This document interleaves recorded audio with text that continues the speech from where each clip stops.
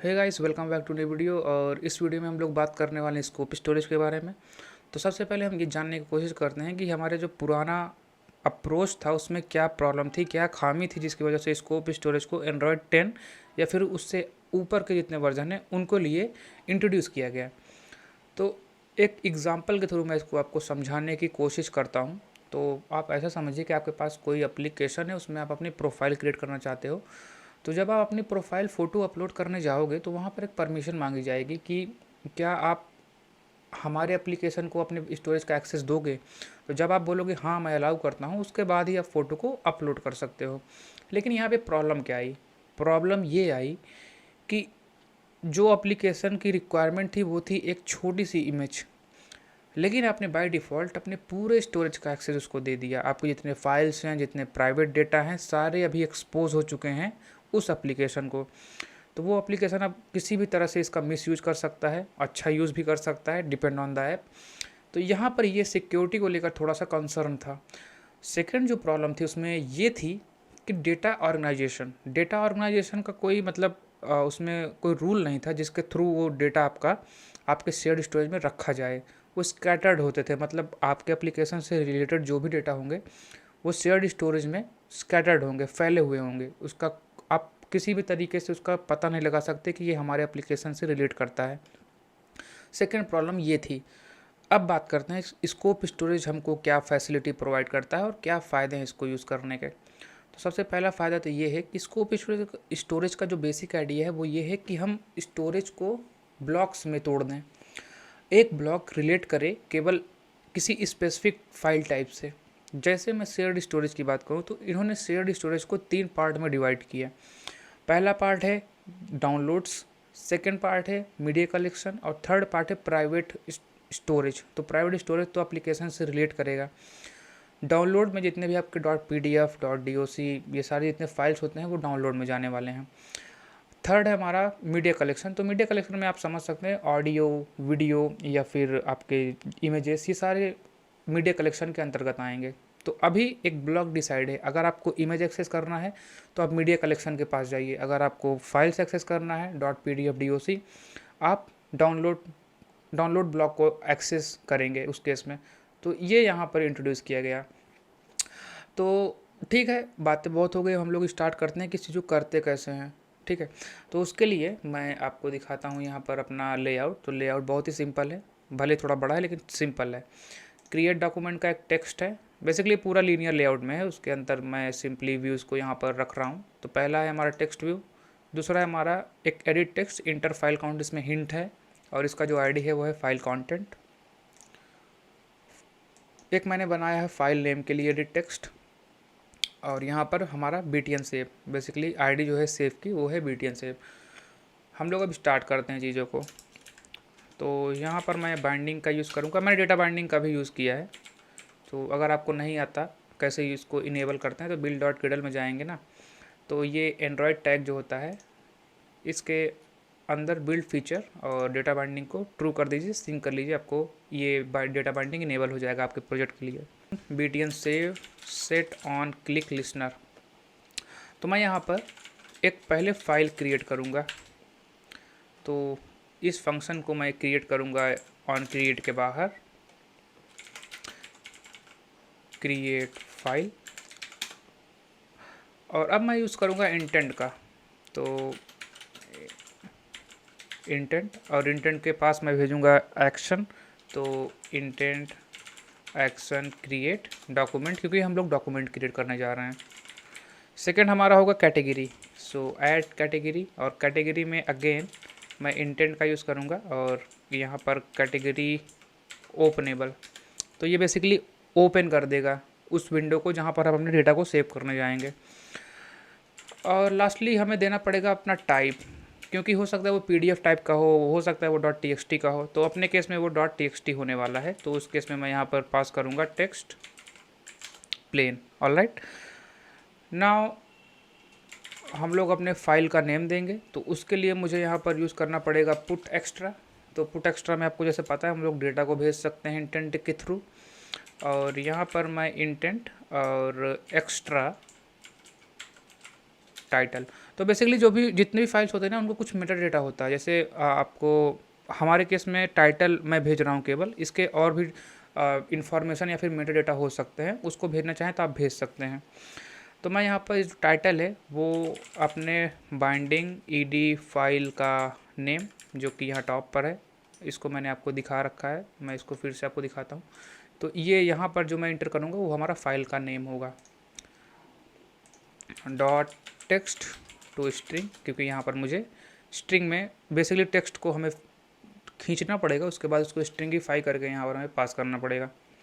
तो ठीक है, इस इंटेंट की मदद से हम लोग बेसिकली क्या करेंगे, डॉक्यूमेंट को क्रिएट करेंगे और उस विंडो को ओपन करेंगे जहाँ पर हमें डेटा को सेव करना होगा। एंड देन आफ्टर हम लोग फाइल का नेम भेजे हुए हैं तो फाइल का नेम वहाँ पे ऑटोमेटिकली पॉपुलेट होगा। उसके बाद हमें सेव करना पड़ेगा डेटा को सेव करने के लिए या फिर फाइल को सेव करने के लिए हमारे केस में। तो अब मुझे यूज़ करना पड़ेगा स्टार्ट एक्टिविटी फॉर रिज़ल्ट, लेकिन वो चीज़ अभी डेप्रिकेट हो चुकी है, तो हम लोग नए तरीके से इसको करने की कोशिश करते हैं। तो नया तरीका जो है वो है प्राइवेट वैल, और मैं इसका नाम दूंगा create file register activity for result. तो ये, और यहाँ पर मुझे कॉन्ट्रैक्ट भेजना पड़ेगा। तो activity result contract start activity for result, जो कि मैं यूज़ करूँगा। यहाँ पर आप एक पेयर ऑफ पैरेंथेसिस ओपन करेंगे, इसके अंदर आपको एक्टिविटी का रिज़ल्ट मिलेगा।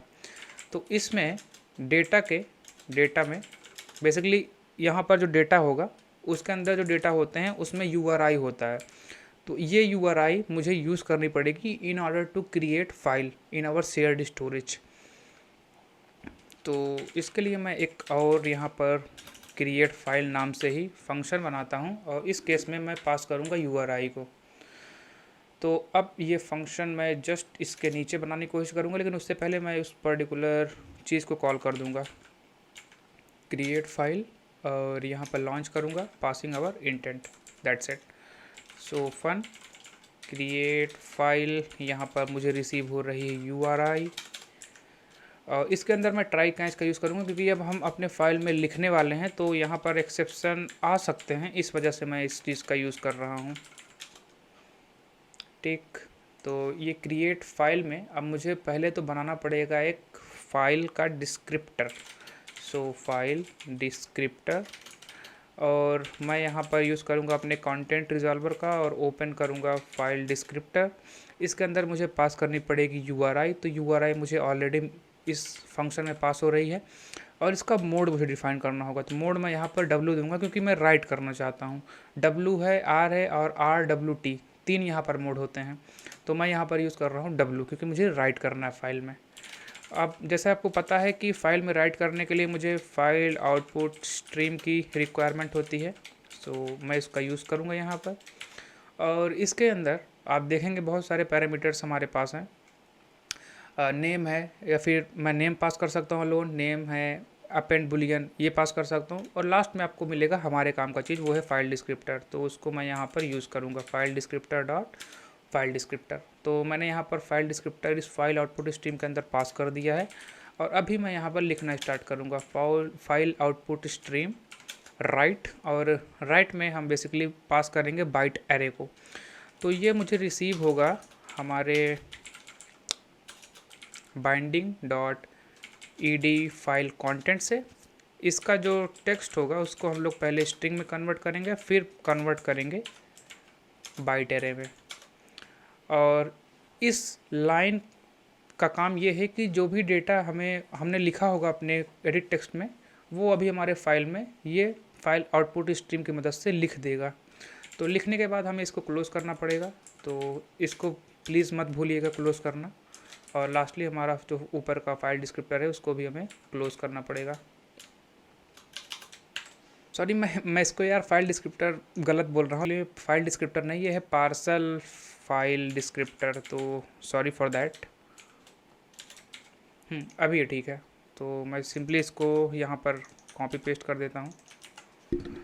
तो अब जब ये हमारा मेथड पूरा रन हो जाएगा तो हमारा जो फाइल में डेटा है जिसको हमें लिखना है वो हम लोग लिख चुके होंगे। तो मैं एक काम करता हूँ, मैं इसको भी रन करता हूँ और आपको दिखाता हूँ कुछ क्रिएट करके। तो मैं इसको रन करने वाला हूँ टैबलेट में। जो एप्लीकेशन है वो यहाँ पर रन हो रहा है और मैं यहाँ पर कुछ टाइप करता हूँ। तो फाइल का कंटेंट जो है वो है दिस इज़ कंटेंट, भाई ने बहुत गंदा बताया है। ऐसा आपको लगता होगा तो कमेंट कर दीजिएगा यार, मैं कोशिश करूँगा अच्छा करने की। और फाइल नेम मैं बोलता हूँ scope_1। सेव पे क्लिक किया और यहाँ पर लास्ट में आप देख सकते हैं scope1। तो मैं इसको थोड़ा जूम कर देता हूँ ताकि आपको समझ में आए। scope1, और मैं जैसे इसको सेव करूँगा तो वो ये पर्टिकुलर फाइल वहाँ पर सेव हो चुकी है।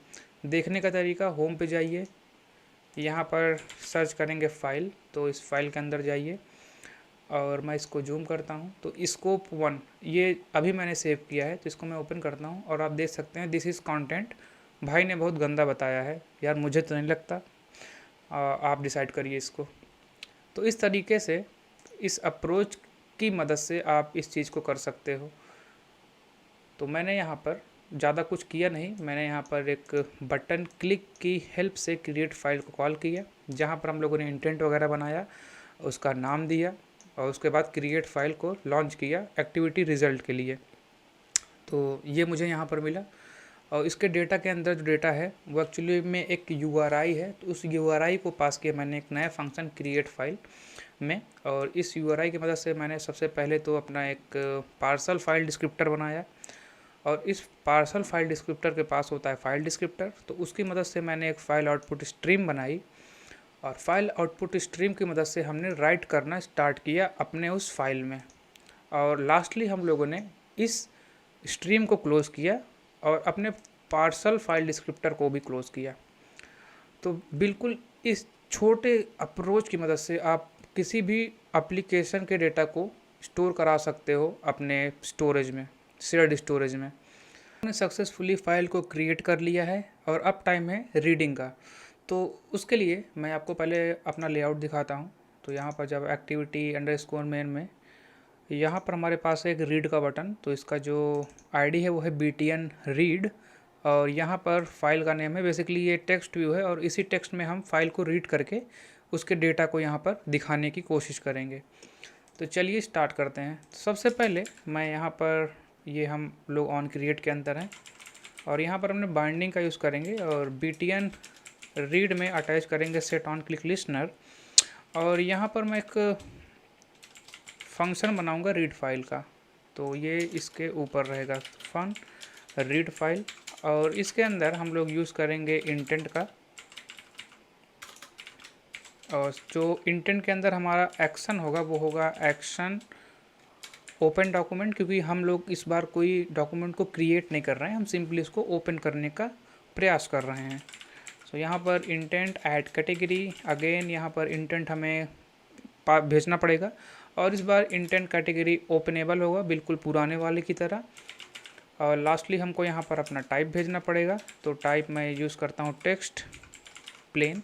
यदि आप सारे तरह के टेक्स्ट को रीड करना चाहते हैं तो आप यहाँ पे एस्ट्रिक पास कर सकते हैं, तो मैंने एस्ट्रिक पास कर दिया।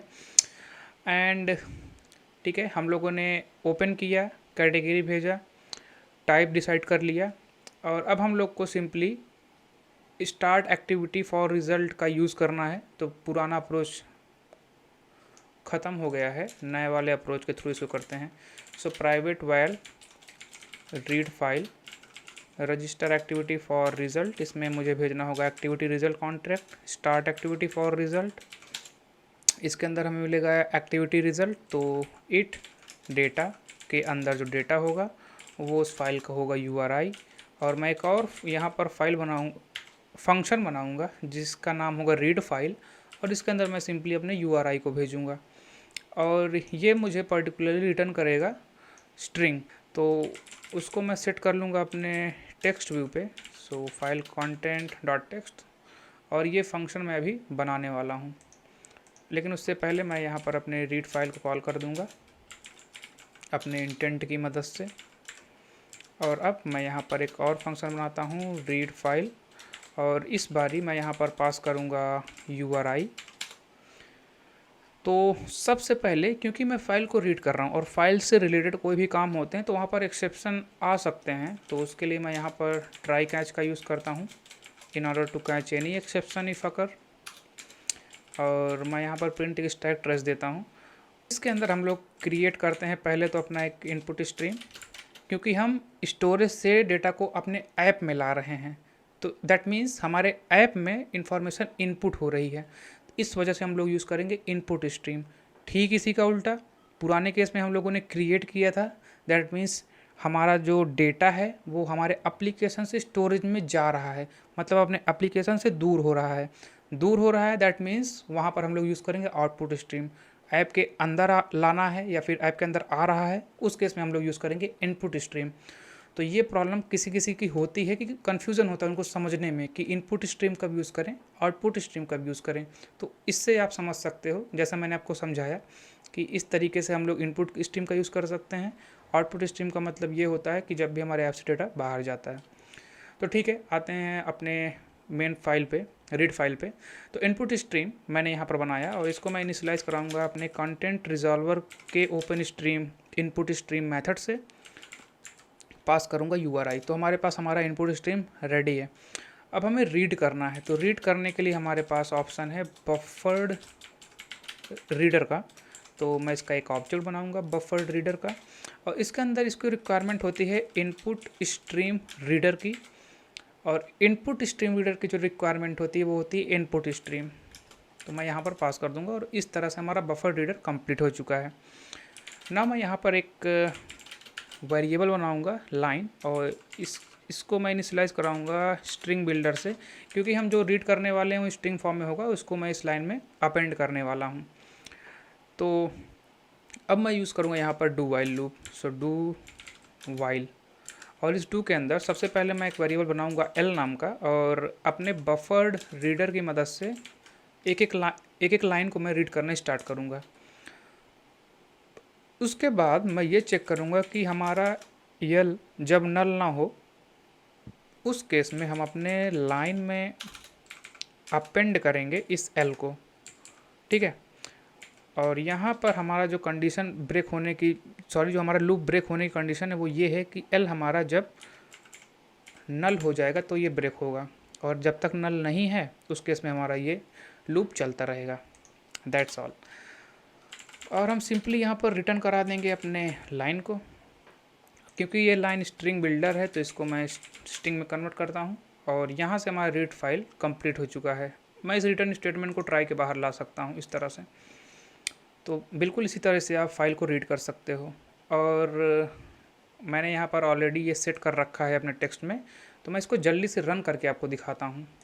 मैं इसको जूम करता हूँ, रीड पे क्लिक करता हूँ, तो हमारे पास स्कोप 1 ATXT हिमांशु, मतलब पिछले क्रिएट वाले ऑपरेशन में हम लोगों ने ये फाइल बनाई थी, तो इसको मैं रीड करता हूँ। दिस इज़ कंटेंट, भाई ने बहुत गंदा बताया है यार, बता देना प्लीज़।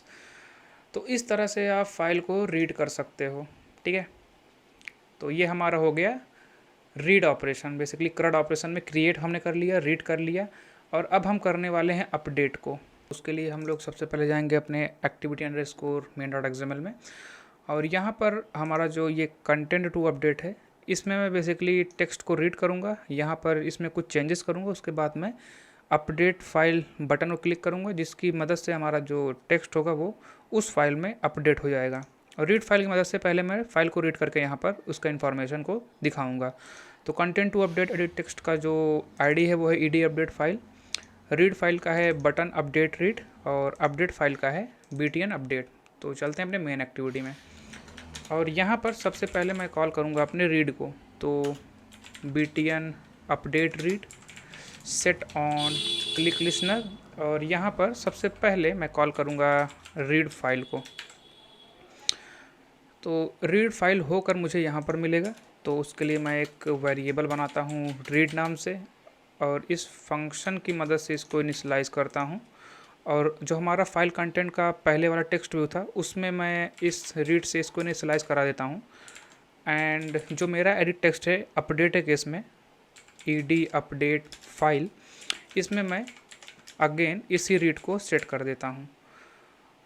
मैं यहाँ पर एक नया वेरिएबल बनाता हूँ var URI, जिसका टाइप होगा URI और ये नल होगा, और इसको मैं यहाँ पर इनिशियलाइज़ करा देता हूँ इससे URI is equal to it, that's it.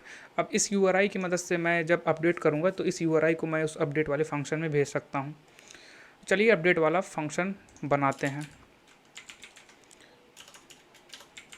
Function update file मुझे भेजनी पड़ेगी यहाँ पर URI, और सेकंड है जो हमारा कंटेंट, टाइप होगा स्ट्रिंग। यहाँ पर मुझे अगेन ट्राई कैच का यूज़ करना पड़ेगा,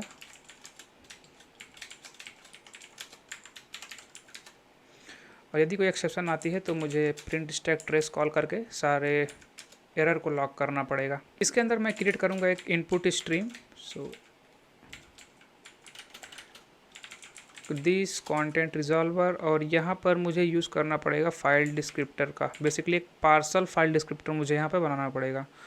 सो ओपन फाइल डिस्क्रिप्टर, इसके अंदर मुझे URI पास करनी पड़ेगी और इसका मोड, तो इस केस में होगा RWT, क्योंकि मैं अपडेट करना चाहता हूँ तो उस केस में हम लोग R या W अलोन नहीं भेज सकते, यहाँ पर हमें भेजना पड़ेगा RWT। तो इसकी मदद से हम अपने फाइल को अपडेट कर सकते हैं।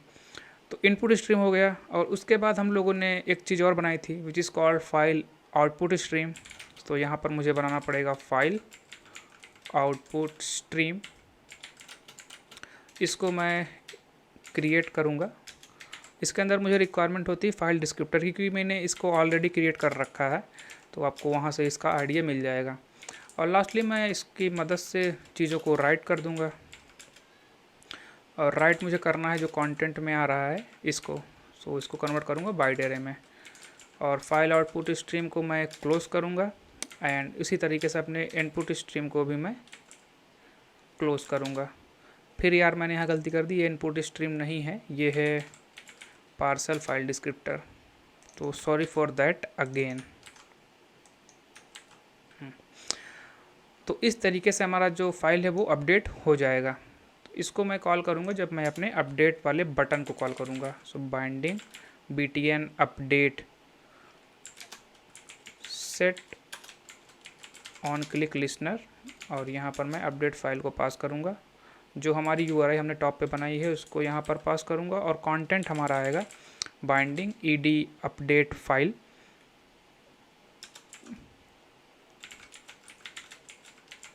To string, that's it. Check कर लेता हूँ वही है नहीं, यस यही है, ठीक है। तो सभी कुछ यहाँ पर ठीक है, एक चीज़ के सिवाय यहाँ पर मुझे क्वेश्चन मार्क लगाना है। या तो मैं इसको भी रन करता हूँ। कंटेंट टू अपडेट, यहाँ पर मैं रीड फाइल पे क्लिक करूँगा और इसको 1 को रीड करूँगा। यहाँ पर ये चीज़ें आ गई, दिस इज़ कंटेंट, भाई ने बहुत गंदा बताया है।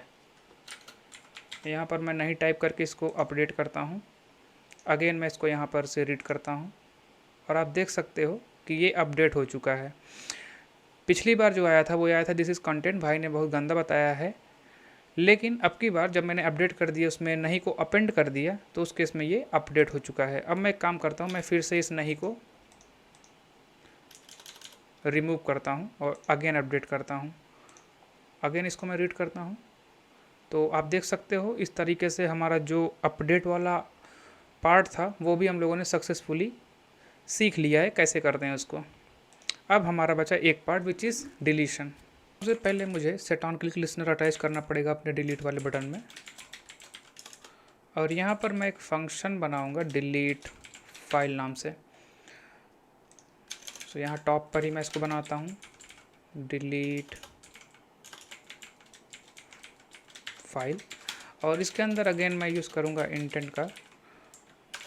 और सबसे पहले तो मुझे चूज़ करना पड़ेगा डॉक्यूमेंट, सो इंटेंट एक्शन ओपन डॉक्यूमेंट, और इस इंटेंट में मैं कैटेगरी ऐड करूँगा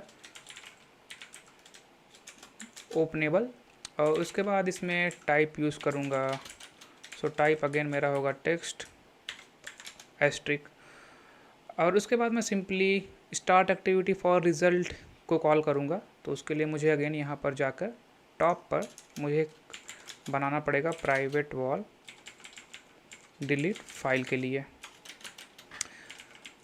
रजिस्टर एक्टिविटी फॉर रिज़ल्ट, इसके अंदर मुझे पास करना होगा activity result contract, start activity for result, pair of parenthesis जिसके अंदर मुझे मिलेगा इट डेटा, और इस डेटा के अंदर जो डेटा होगा वो होगा URI। और यहाँ पर मैं एक नया फंक्शन क्रिएट करूँगा डिलीट फाइल, जो कि URI एक्सेप्ट करेगा।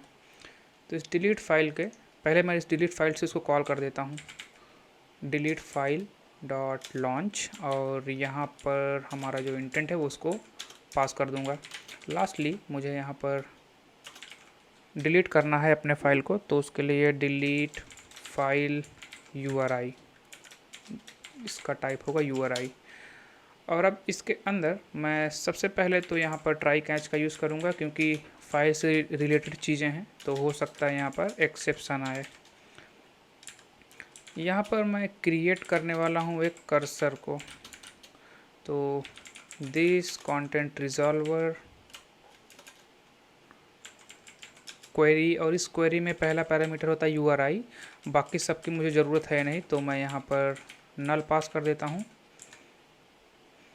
और यहाँ पर थोड़ी सी मुझे एरर मिलेगी। एरर क्या, ये तो अजीब सा आपको दिखेगा, इस पर जब आप क्लिक करेंगे ना तो बेसिकली सप्रेस लिंट आपको ऐड करना पड़ेगा यहाँ पर, तो मैं उसको ऐड कर देता हूँ सप्रेस लिंट, और इसके अंदर रेंज, तो यहाँ पर जो अभी प्रॉब्लम आ रही होगी वो नहीं आएगी, ये आप देख सकते हैं। अब मैं यहाँ पर एक कंडीशन चेक करूँगा, यदि कर्सर हमारा नल ना हो और हमारा जो कर्सर है उसके मूव टू फर्स्ट को कॉल करूँगा, अगर ये दोनों कंडीशन ट्रू हैं तो उस केस में मैं यहाँ पर डॉक्यूमेंट के कॉन्ट्रैक्ट को एक्सेस करूँगा और यहाँ से डिलीट डॉक्यूमेंट को कॉल करूँगा। इसका पहला पैरामीटर हमारा कंटेंट रिजॉल्वर, तो दिस कंटेंट रिजॉल्वर, और लास्टली हमारा URI, तो URI मैंने ऑलरेडी पास कर रखा है। तो बस इतना ही हमें करना है और इसके बाद ये सक्सेसफुली हमारा डिलीट हो जाएगा। यदि हमारा कोई एक्सेप्शन कैच होती है तो उसको मैं प्रिंट स्टैक ट्रेस कर दूंगा, और फाइनली चाहे कुछ हो या ना हो हमारा कर्सर हमें क्लोज़ करना है। तो ये एरर इसलिए आ रही है क्योंकि मुझे इस चीज़ को इस ट्राई के बाहर बनाना है, ठीक है ना। इसका स्कोप, कर्सर का स्कोप इसी ट्राई के अंदर था, दैट्स वाई एरर आ रही थी। अभी मैंने इसको बाहर कर दिया है तो यहाँ पर हमारी एरर नहीं आ रही है। तो ठीक है, इसको मैं रन करता हूँ और देखता हूँ ये प्रॉपरली वर्क कर रहा है या नहीं। ओके, सो डिलीट फाइल पे मैं क्लिक करता हूँ। यहाँ पर जिसको भी मुझे डिलीट करना है उसको मैं सेलेक्ट कर लूँगा।